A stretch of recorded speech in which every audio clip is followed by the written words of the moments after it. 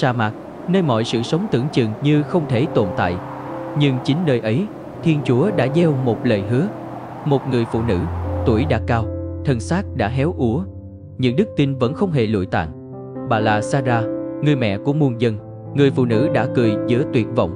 Hôm nay, chúng ta sẽ bước vào hành trình thiêng liêng đó, hành trình của đức tin trong sa mạc cằn cỗi. Cuộc đời tưởng đã lặng im. Gió đêm sa mạc rít qua những tấm vải lều khô ráp. Trong bóng tối ấy, một người phụ nữ ngồi lặng lẽ, mắt hướng lên bầu trời đầy sao. Bà tên là Sarah, vợ của Abraham, người được Thiên Chúa chọn gọi rời bỏ quê hương để đi đến một miền đất chưa hề biết tên.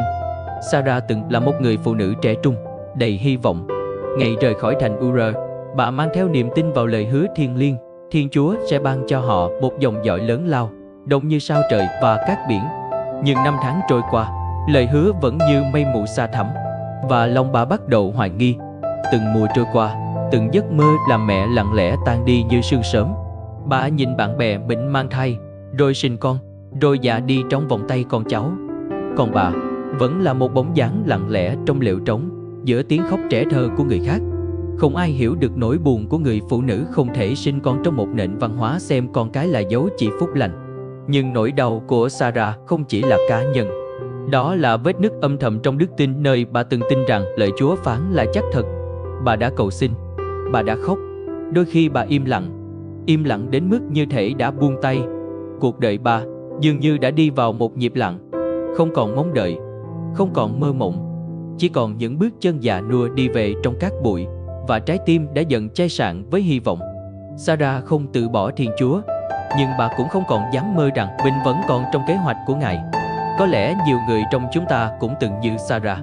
Chúng ta bắt đầu cuộc đời với lời hứa, với đức tin, với ánh sáng.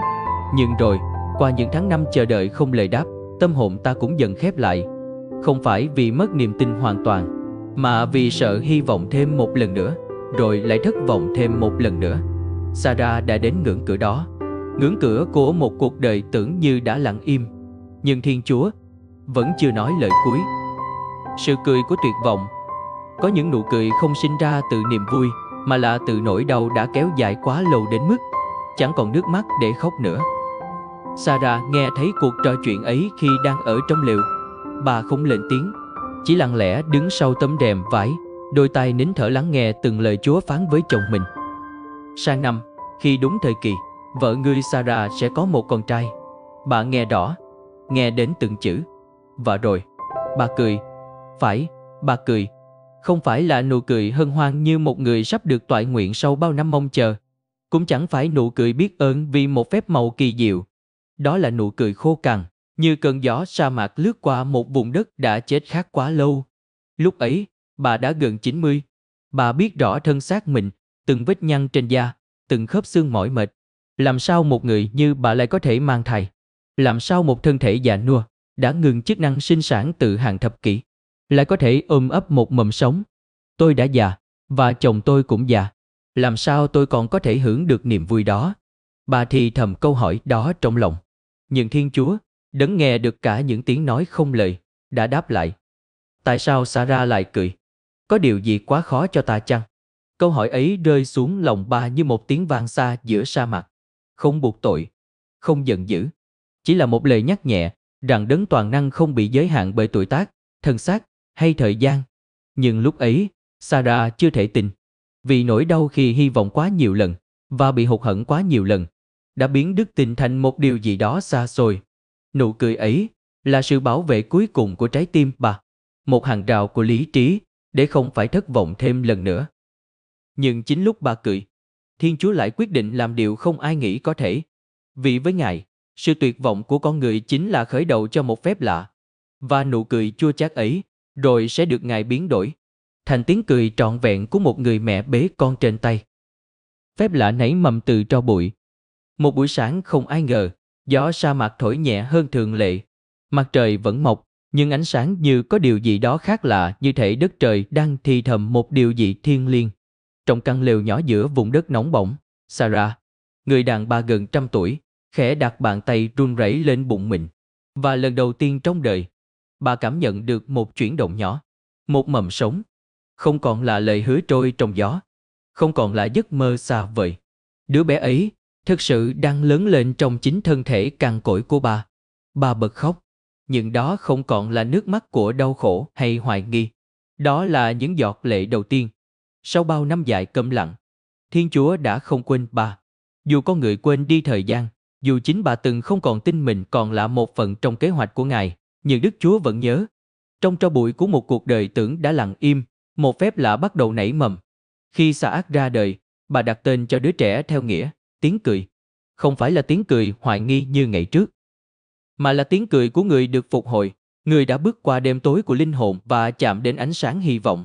Bà nói, Thiên Chúa đã khiến tôi bật cười, và ai nghe cũng sẽ cười với tôi. Một nụ cười không giấu được nữa, vì đó là hoa trái của đức tin, dù muộn màng, vẫn sinh sôi trong lòng đất khô cằn. Phép lạ không đến khi Sarah còn trẻ, không đến khi mọi thứ còn dễ dàng. Phép lạ đến khi mọi khả năng con người đều đã cạn kiệt, để chỉ còn một điều duy nhất được tôn vinh, quyền năng và lòng trung tín của Thiên Chúa. Ngài không quên, Ngài không trễ, Ngài chỉ chờ đúng thời điểm. Và điều đó khiến phép lạ trở nên tuyệt đối, không phải là phần thưởng cho công trạng, mà là ân sủng thuần khiết. Sarah ôm con trong tay, không còn là người đàn bà già nua vô vọng, mà là người mẹ của lời hứa. Từ bà, cả một dân tộc sẽ được sinh ra. Từ bụng bà, lời hứa đầu tiên về đấng cứu thế bắt đầu hiện hình. Tro bụi không làm mất đi cơ hội của Thiên Chúa. Trái lại, chính nơi tro bụi, Ngài gieo hạt giống. Và khi thời điểm đến, sự sống sẽ bật dậy, như Isaac trong lòng Sarah, như hy vọng trong lòng những ai vẫn chờ đợi hôm nay. Bài học đức tin cho những con tim sa mạc. Sa mạc, trong Kinh Thánh, chưa bao giờ chỉ là một nơi chốn địa lý. Nó là ẩn dụ cho những vùng đất khô hạn trong lòng người. Là nơi ta không còn nghe thấy tiếng Chúa. Là nơi những giấc mơ từng xanh giờ chỉ còn là tro tàn. Là nơi đức tin bị thử thách đến tận cùng. Và trong hành trình ấy, Sarah, người đàn bà đã cười trong tuyệt vọng, rồi ôm lấy phép lạ trên tay, trở thành một biểu tượng bất diệt của đức tin giữa sa mạc. Cuộc đời bà dạy chúng ta rằng, chờ đợi không làm cho lời hứa mất giá. Thiên Chúa không vội, nhưng Ngài chưa bao giờ quên. Ngài biết từng giọt nước mắt ta rơi. Ngài nghe cả những lời cầu nguyện thầm lặng mà chính ta đôi khi đã lãng quên. Sarah tưởng rằng tuổi tác là kết thúc, nhưng chính lúc con người không còn gì để bấu víu, chính lúc thân thể đã khô, cạn, thì quyền năng của Thiên Chúa mới bắt đầu lên tiếng. Có lẽ bạn cũng đang ở giữa một vùng đất sa mạc. Bạn đã cầu xin, bạn đã hy vọng, và bạn đã thất vọng. Bạn từng tin, rồi bạn thôi tin. Bạn vẫn đọc lời Chúa, vẫn đi lễ, vẫn cầu nguyện, nhưng trong lòng, có một khoảng trống bạn không còn dám nhắc đến nữa. Nhưng hãy nhớ, Thiên Chúa không chỉ nhìn thấy nơi bạn đang đứng, mà Ngài thấy cả nơi bạn sẽ đến. Và Ngài vẫn đang làm việc, âm thầm, sâu sắc, như mạch nước ngầm dưới lòng cát nóng. Bạn không nhìn thấy, không cảm nhận được. Nhưng điều đó không có nghĩa là Ngài im lặng. Sarah đã cười, vì không thể tưởng tượng nổi một phép lạ trong hoàn cảnh như thế. Nhưng cuối cùng, chính tiếng cười ấy đã trở thành lời chứng cho tất cả những ai sống giữa hoang mạc linh hồn, rằng không có gì là quá trễ, không có ai là quá nhỏ bé, không có lòng tin nào là vô ích. Và khi phép lạ đến, nó sẽ đến không phải vì bạn mạnh mẽ, không phải vì bạn đủ thánh thiện, mà vì bạn đã giữ được ngọn lửa nhỏ, dù chỉ là một tia sáng, giữa màn đêm đức tin. Câu chuyện của Sarah không khép lại ở đứa con bà sinh ra. Nó vẫn tiếp tục trong từng con người hôm nay đang giữ lấy đức tin giữa sa mạc đời mình. Vì nếu Thiên Chúa đã không quên Sarah, Ngài cũng sẽ không quên bạn. Lời thì thầm từ sa mạc. Khi sa mạc lặng gió, người ta mới nghe được những lời thị thầm. Không phải từ con người, mà từ đấng ngự trong im lặng. Sarah, người đã đi qua gần một thế kỷ sống trong nỗi khao khát và hụt hẫng, cuối cùng đã nghe được lời thì thầm ấy, trong lòng mình, trong mạch máu đang đập, trong đứa trẻ nhỏ đang ngủ yên trong tay bà. Và lời thì thầm ấy vẫn vang vọng cho đến tận hôm nay. Với bạn, với tôi, với những ai đang đi trong hoang mạc của linh hồn. Ta không quên con. Ta vẫn đang làm điều kỳ diệu, dù con chưa thấy. Không cần tiếng sấm hay lửa cháy. Chỉ cần một lời nhẹ, vang lên từ giữa các bụi, như giọt sương đầu tiên rơi xuống lòng đất khô. Nếu bạn đang ở giữa sa mạc, xin đừng rời bỏ đức tin. Vì có thể, ngay trong đêm nay, Thiên Chúa đang thì thầm tên bạn.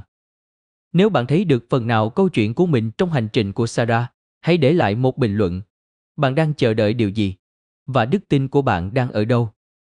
Đừng quên nhấn like, đăng ký và chia sẻ video này để lan tỏa ngọn lửa hy vọng cho những tâm hồn đang khô cạn.